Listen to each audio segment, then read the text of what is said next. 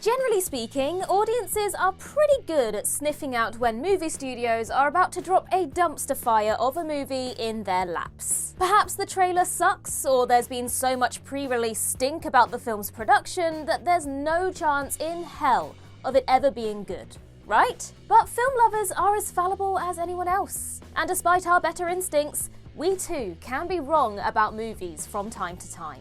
I'm Ellie for What Culture, and these are 10 recent movies nobody expected to be good. Number 10, The Beekeeper. The marketing for The Beekeeper made it look like the most quintessential dumped in January release imaginable. A John Wick knockoff from the wildly uneven David Ayer, with a script from the guy behind such cinematic classics as Ultraviolet, the remakes of Total Recall and Point Break, and Expendables. This had dud written all over it then, only for it to land a shockingly sturdy 71% on the tomato meter, and better still, end up grossing over $150 million at the box office. Ultimately, Ayer had the good sense not to take the assignment too seriously, fashioning The Beekeeper as a brutal but often darkly hilarious action thriller, which was fine-tuned to the strengths of leading man Jason Statham. It is a card-carrying dad movie in the best sense, wrapping a basic plot around intense action sequences while also bringing an unexpected amount of personality to the table. The Beekeeper has proven successful enough that a sequel is already in development. Number 9, The First Omen. It was tough not to groan when a prequel to legendary horror film The Omen was first announced. Because did anyone outside of the studio actually ask for that? The Omen is a fantastic, self-contained story that really didn't beg for elaboration. Couple this with the film being filmmaker Akasha Stevenson's feature debut, and it was tough to muster even a shred of enthusiasm for this glorified exercise in cynical brand reinforcement. But oh, how wrong we all were.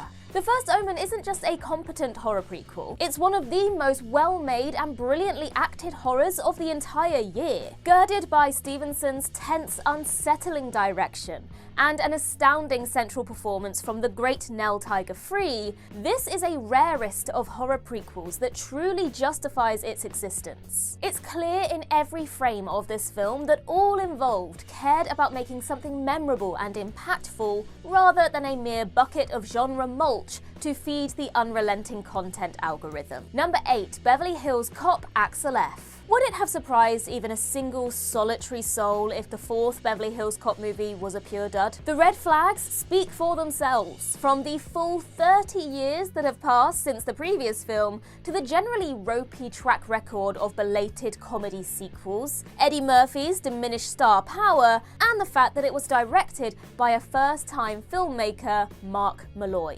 But of all the legacy sequel comedies to release in recent years, Beverly Hills Cop Axel F is actually right at the top of the pile. While certainly not up to the level of the first two entries in the series, it benefits enormously from Murphy's firecracker performance and the returning presence of original cast members Judge Reinhold and John Ashton, the latter of whom sadly then passed away a few months following the film's Netflix premiere. In the very least, it understands what made the franchise popular in the first place, and boasts enough charm and energy to feel like all involved weren't just here for the paycheck. Number 7, the 4:30 movie. Even Kevin Smith's biggest fans will struggle to deny that the Clerks filmmaker's later stage career has been a massively mixed bag at best. From the boldness of horror comedy Tusk to the execrable Yoga Hosers and the so-so victory lap sequels Jay and Silent Bob Reboot and Clerks 3. So it wasn't easy to be particularly enthused about the 4:30 movie, a coming-of-age comedy loosely based on Smith's own formative years, because the man apparently hasn't mined enough of his own life for his cinematic backlog. But credit where it's due, the 4:30 movie isn't great by any means, but it is a shockingly solid piece of work. Ditching the filmmaker's signature vulgarity for a more sweet-natured drama that basically feels like a low-budget riff on Steven Spielberg's The Fabelmans, this is the sort of movie it really didn't seem like Smith had in him at this point in his career. If nothing else, it suggests that Smith would do well to deviate from his bread-and-butter Askew-universe movies a little more often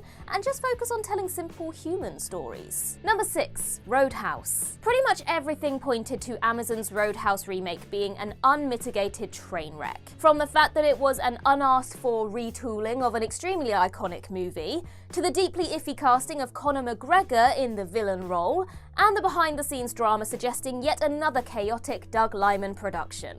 Now, does Roadhouse 2024 erase or surpass the 1989 Patrick Swayze starring original? Absolutely not, but it does mostly work as a glossy, action-packed reimagining. This is in large part due to a solid central performance from Jake Gyllenhaal, combined with energetic action sequences and a general vibe that confirms nobody involved is taking this nonsense too seriously. While many remakes of cheeseball classics ill-advisedly play things too straight, looking at you, Point Break, Roadhouse at least embraces its inherent ridiculousness and has no pretensions to being anything but a gleefully dumb action flick. It proved enough of a streaming hit for Amazon at least that a sequel was fast-tracked into development. Number 5. Beetlejuice, Beetlejuice.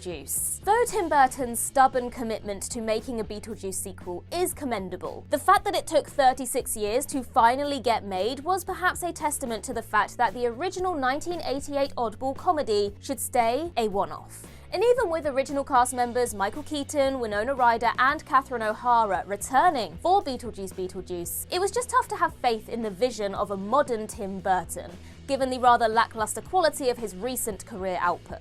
Now, while it would have surprised few if this sequel was a CGI-soaked payday for Burton and nothing more, that thankfully turned out not to be the case. Beetlejuice, Beetlejuice is a rare decades-later sequel that feels wholly worthy of what came before, largely due to the film's emphasis on eye-popping practical effects and its game ensemble cast, resulting in Burton's most vibrant piece of work in many years. Though the film's critical and commercial success led some to consider the prospect of a third film, Burton rather smartly shut that talk down, pointing to the enormous amount of time it took to get just one sequel made. Number 4. Land of Bad. Land of Bad certainly didn't do itself any favours from the outset with a title like that. But if you can forgive its name and marketing, which painted it as just another generic exercise in military fetishism, complete with a slumming Russell Crowe earning an easy payday, this is actually a pretty solid film. With gritty, suspenseful action, slick direction from William Eubank, and sturdy performances from the ensemble cast, including a surprisingly spirited effort from Crowe, Land of Bad makes the most of its familiar setup, delivering above-average action thrills for a film that looked painfully uninspired on paper. There's something to be said for modest genre films which operate within a conventional framework but deliver the goods in terms of character and especially action, and Land of Bad absolutely fits that bill. For a film that most surely expected to be dismissed by reviewers, to end up critically fresh is quite the triumph indeed. Number 3. Immaculate. The moment that Sydney Sweeney was announced to be starring in a horror film where she plays a timid novitiate, it was tough to take the whole setup seriously. Sweeney cast such a confident presence on screen in almost all her roles that this felt like a case of fatal miscasting. Combine this with the film being helmed by Michael Moen, who previously directed Sweeney in the critically dismissed erotic thriller The Voyeurs, and it was tough to have much hope for this one. But Immaculate proved the doubters wrong. Sweeney turned out to be a fine fit for the central role, aided by Moen's atmospheric filmmaking, leading up to a mesmerizing final scene that's simply unforgettable. In a great year for horror, it may not sit among the genre's hallowed masterworks, but for a film that many laughed off the moment it was revealed, it turned out impressively well. Number 2. Hot Frosty. In recent times, Netflix has made an industrious attempt to capture a slice of the lucrative holiday movie market previously monopolized by the likes of Hallmark and Lifetime. Such seasonal fare largely consists of low-effort cornball slop, made to appeal to only the most undemanding of audiences, hopped up on turkey and eggnog. And so why would Netflix's absurd-looking Hot Frosty be any different? The film, about a lonely woman who falls in love with a snowman, which is magically transformed into a very hot guy,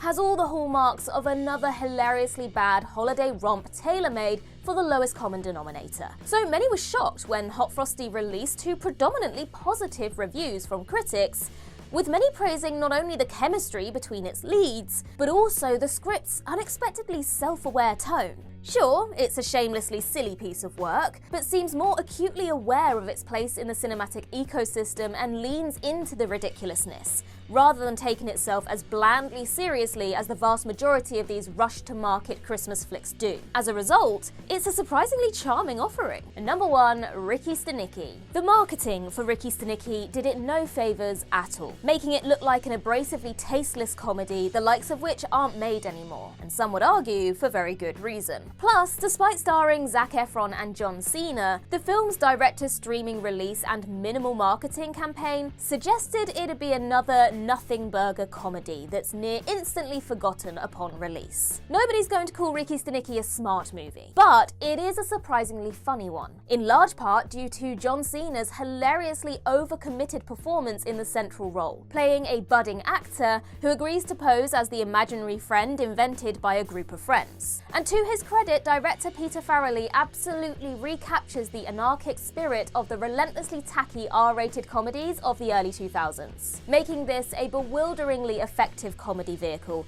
even if it absolutely won't be for all tastes. In terms of hitting its intended targets though, Ricky Stenicki was an unqualified success.